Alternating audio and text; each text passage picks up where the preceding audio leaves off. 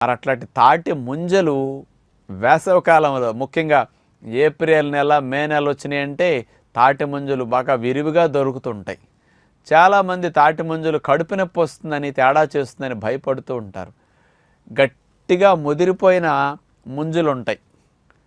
అలాంటివి ఒక్కొక్కరికి కొద్దిగా నమలక మింగేసేసరికి ఆ మొక్క డైజెషన్ కాక కొంతమందికి ఏదైనా కడుపు నొప్పి వస్తే రావచ్చు.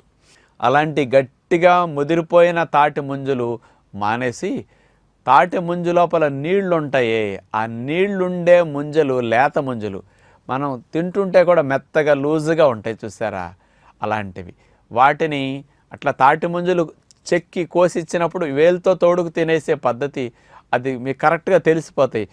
వేలు ఇట్లా తోడుకునేటప్పుడు కనుక ఫ్రీగా వెళ్ళి ముంజని కట్ చేసి తీసుకొస్తున్నదంటే అది లేత ముంజలు, అవి చాలా బాగుంటాయి.